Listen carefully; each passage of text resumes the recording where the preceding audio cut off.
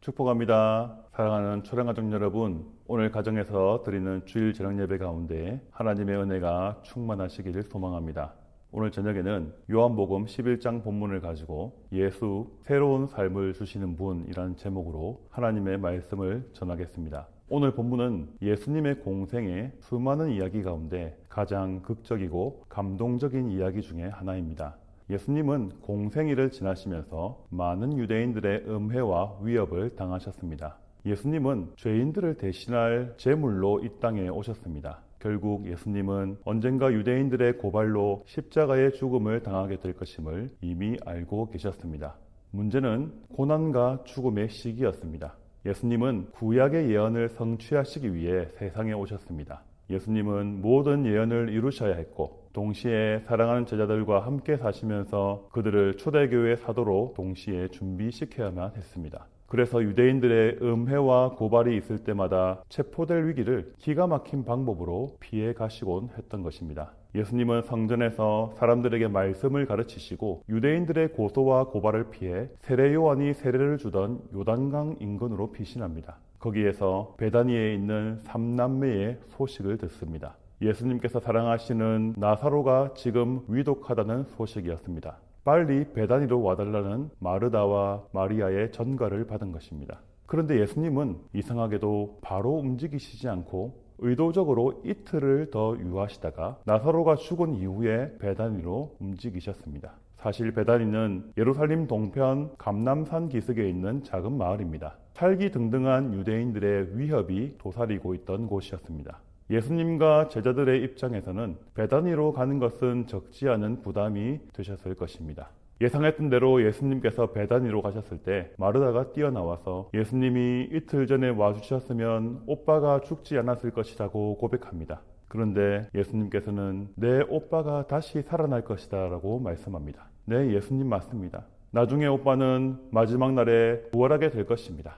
이 죽은 자의 부활 사상은 이미 유대인들의 기본적인 믿음이었습니다. 예수님은 베다니 마을 안으로 들어가지 않고 그 자리에서 바로 장례식 빈소에서 사람들을 섬기고 있는 마리아를 불렀습니다. 마리아는 즉시로 예수님께 달려나갔습니다. 마리아는 예수님 앞에 무릎 꿇고 마르다와 똑같은 고백을 합니다. 빨리 와주셨으면 오빠가 죽지 않았을 것입니다. 마리아와 사람들이 오열을 했습니다. 예수님의 마음도 너무나 아팠습니다. 예수님은 나사로의 무덤으로 갔습니다.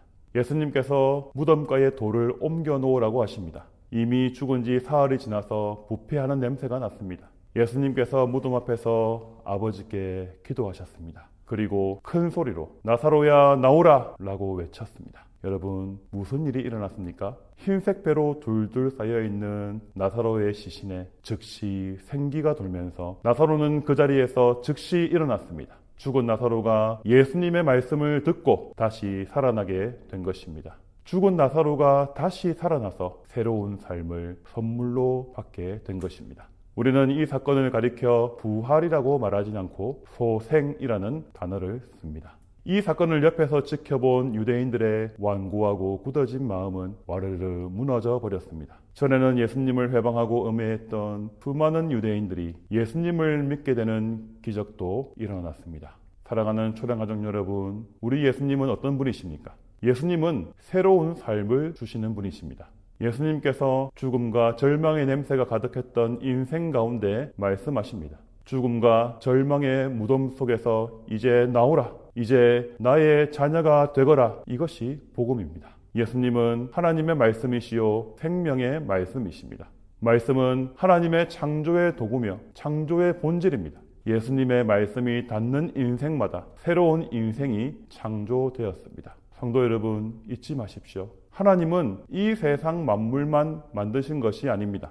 이 세상의 수많은 생명체와 인간이라는 존재만 창조하시지 않았습니다. 하나님은 말씀을 통해 어둠 한가운데에 빛을 밝히셨습니다. 하나님은 지금 이 시간에도 깊은 어둠 속에 있는 죄인들에게 빛을 비추시고 죽었던 죄인에게 새로운 삶, 새로운 인생을 창조하십니다. 성도 여러분, 이것이 바로 우리 인생, 우리 가정이 하나님의 말씀에 목숨 걸어야 하는 이유입니다. 그리스도의 말씀이 외쳐지는 시공간에서 새로운 삶, 새로운 인생이 시작됩니다.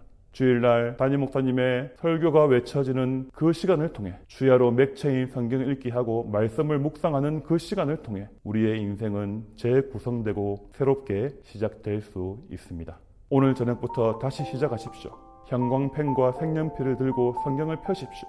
성경에 줄을 그으십시오. 작은 소리로 읊조려 보십시오. 여러분의 인생은 오늘부터 새롭게 변화될 것입니다. 나사로야 나오라. 예수님은 죽은 자에게 새로운 삶을 허락하신 분이십니다. 이 놀라운 분이 우리의 친구 되십니다.